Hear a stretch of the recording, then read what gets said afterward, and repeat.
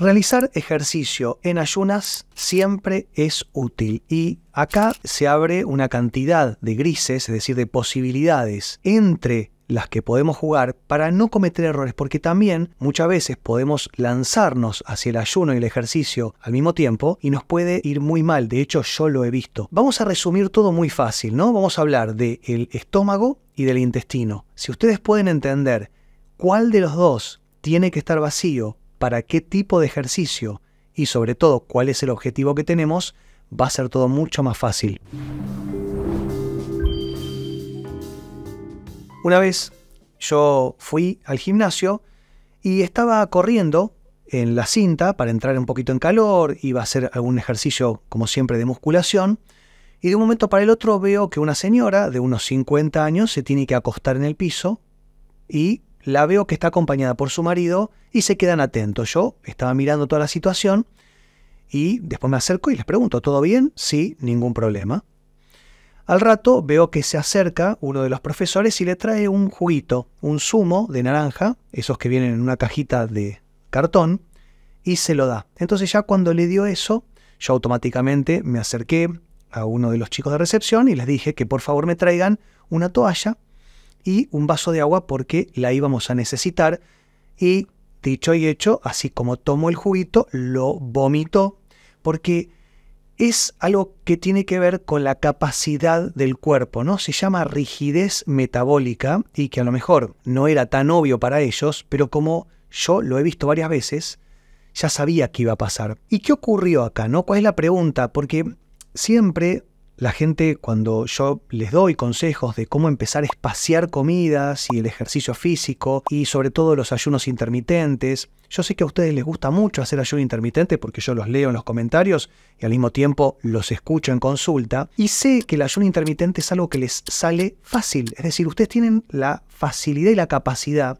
de hacer ayuno intermitente sin ningún problema. El problema es cómo lo comienzan y cómo lo terminan o cómo lo rompen. Y yo les puedo asegurar que es mucho más importante cómo se tiene que romper el ayuno, más que cuántas horas están sin comer. A lo que yo quiero ir, lo que me parece súper importante, es que se entienda cuál es el objetivo, para qué estamos haciendo un ayuno intermitente. Y lo primero que les tengo que decir es que es lo que nos pertoca como especie. Nosotros somos hijos de la escasez, venimos evolucionando en un mundo de carencias y hoy está todo repleto de productos comestibles que no nos dan alimento. Entonces, en ese orden de cosas, el cuerpo se hizo muy adicto a esos productos carbohidratados, pero sobre todo que tiene que ver más con la glucosa, que es un sustrato energético muy importante, muy preciado para el organismo, y que para gestionar esta glucosa existe una hormona, que es la insulina. Ahora, la insulina es súper necesaria, pero al mismo tiempo, en exceso, es proinflamatoria. La glucosa, al mismo tiempo, es un sustrato energético muy útil, esencial diría yo, pero en exceso es tóxica. Entonces, tenemos que entender que todo lo que nos hace bien en exceso nos hace mal, porque el veneno está en la dosis, no en la sustancia. Si nosotros hablamos de glucosa, hablamos de energía, pero también si hablamos de energía, les puedo hablar de cetonas o energía cetogénica. También podemos hablar del ácido láctico. Es decir, el organismo tiene muchas formas, tiene muchas vías de administración de la energía. Y la glucosa es una energía para hacer esfuerzos rápidos, es decir, es un sustrato energético de rápida y fuerte acción. Pero si nosotros hablamos de cetonas, es lo que más nos pertoca. Nosotros siempre, y me refiero a lo largo de los milenios, hemos utilizado las cetonas como un sustrato energético principal. Y hoy en día, muchas personas son resistentes a las cetonas y no lo saben. Es decir, pueden utilizar solamente la glucosa como sustrato energético. Cuando nosotros hablamos de metabolismo, hablamos de rigidez o flexibilidad metabólica. Es decir, tenemos que tener la capacidad de utilizar las cetonas para mantenernos y eventualmente para sostenernos en la actividad diaria, pero cuando necesitamos hacer un esfuerzo mucho más intenso, necesitamos la glucosa. Y acá entra en juego una vieja teoría que lo he escuchado hasta de mi padre, lo he visto, ¿no? Esto de comer algo. Yo la vez pasada estaba en el gimnasio y un amigo grande, él venía de trabajar y lo veo que abre una barrita de cereales, de esas que vienen en paquete y que tienen de todo, pero es todo artificial y lo empieza a comer. Entonces yo le pregunté por qué estaba comiendo eso y me dijo, no voy a hacer ejercicio con el estómago vacío. ¿Y qué pasaría si yo les dijera que nosotros estamos fisiológicamente preparados solo para hacer ejercicio físico con el estómago vacío? Y si prestan atención, dije estómago vacío, no dije intestino, porque acá es donde tenemos que poner los grises. Acá es donde tenemos que tener la capacidad de medir. ¿Dónde necesitamos nosotros el ayuno? ¿Qué es lo que nosotros necesitamos para tener mejor capacidad física y sobre todo muscular? Porque ¿qué pasaría, por ejemplo, si yo les dijera que en cierto biotipo, es decir, en ciertas personas, realizar ejercicio físico con un ayuno prolongado va a destruir músculo? Nosotros no queremos destruir músculo, justamente todo lo contrario. Cuando hacemos cualquier tipo de ejercicio físico, lo hacemos sobre todo para fortalecer el sistema muscular. Obviamente con esto vienen muchísimos beneficios porque, como les cuento siempre, la clave está en los músculos. Pero más allá de esto, si no sabemos cómo estimularlo correctamente, corremos el riesgo de pasarnos en el tiempo de ayuno que cada uno de nosotros necesita y que no son para todos igual, y acá está la clave, y vamos a perder masa muscular que no lo queremos. Es por eso que lo que yo les voy a recomendar, lo que yo les voy a aconsejar y lo que yo siempre les recomiendo a mis pacientes es primero hacer un índice de masa corporal. Hay muchos equipos que nos van a medir y nos van a decir si necesitamos bajar el componente de grasa o aumentar el componente muscular. Prestaron atención, es un yin-yang, es decir, es o una cosa o la otra. Y si queremos descender, bajar la masa de tejido adiposo, porque también tenemos que entender, el tejido adiposo está por algo, son nuestras reservas energéticas, es súper necesario, pero en exceso es lipotóxico. Entonces tenemos que entender que el tejido adiposo en un cierto límite, en un cierto grado, nos va a ayudar con las reservas energéticas y poder sostener todo, sobre todo hormonas, sobre todo sexuales, el cortisol que también nos hace para poder hacer durante el día sin tener tanto dolor o sobre todo sobrellevar el estrés, este estrés persistente, pero también nos va a ayudar para dormir. A ver, el tejido adiposo es súper necesario para todo y lo tenemos que respetar, pero si nosotros tenemos sobrepeso, me gustaría que no utilicemos la balanza. Hay muchas personas que tienen la costumbre de pesarse todos los días y medir cómo están minuto a minuto, hasta incluso hacen malabares para poder pesarse en un momento del día que saben que va a dar menos, o hasta incluso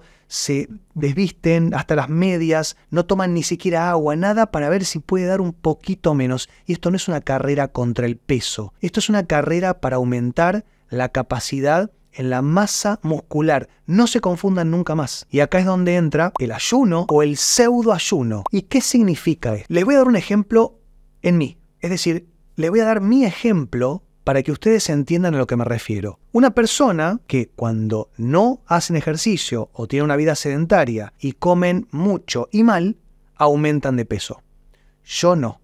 Yo tengo el biotipo de que cuando como mal y no hago ejercicio, pierdo peso. Y no hablemos de metabolismo sano, ¿eh?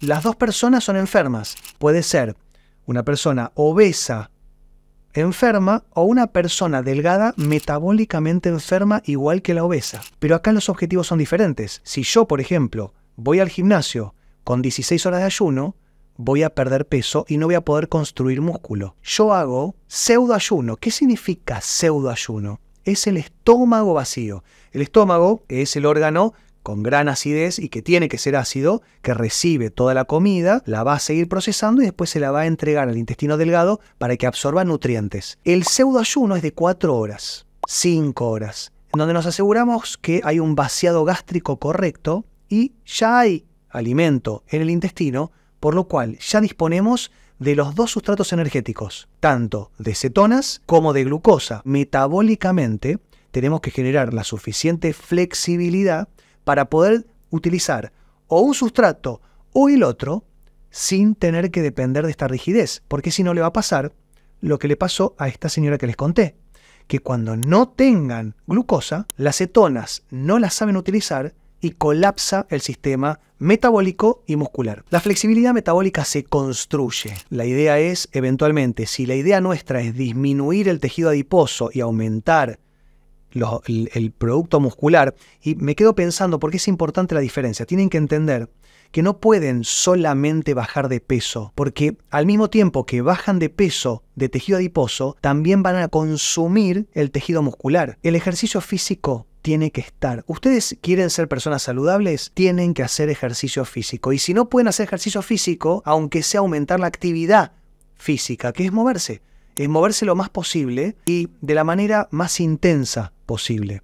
Pero no piensen que porque solamente dejaron de comer van a ser personas metabólicamente más sanas, porque no es así. Si ya empezamos a tener buenos hábitos, nos estamos moviendo, estamos de a poquito empezando a levantar peso, quien dice estamos practicando algún deporte que nos empieza a gustar y empezamos a espaciar comidas, ahí tiene otro color, porque el cuerpo no solamente va a empezar a interpretar que tenemos que activar todo el sistema musculoesquelético, sino que también tenemos que empezar a saber utilizar el otro sustrato energético que tenemos que ayudar. ¿Y cómo hacemos esto? Bueno, lo primero que les recomiendo es que cuando rompan el ayuno, que sea con un estímulo bien cetogénico, es decir, palta o aguacate, huevos, que tiene proteína, pero también tiene un estímulo cetogénico. Pueden utilizar aceites, grasas saludables, ¿no? Pero, por ejemplo, la manteca clarificada, el MCT o TCM, que son los triglicéridos de cadena media. Yo lo que les recomiendo que hagan algo que tiene nombre propio, que se llama Bulletproof Coffee o café a prueba de balas, y es, en el café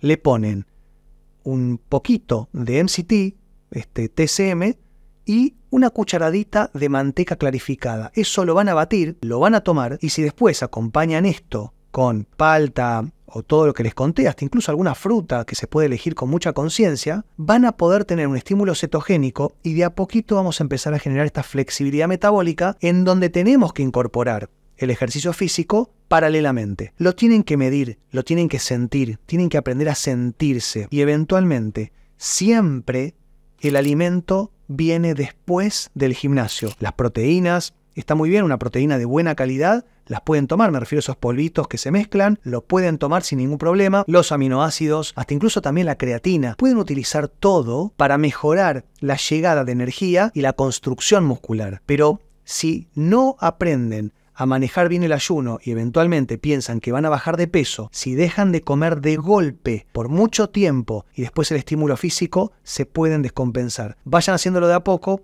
progresivamente, paulatinamente y siempre apoyados en un profesional que los supervise para no correr ningún riesgo. Espero que les guste y nos vemos la próxima. Que estén muy bien. Chau.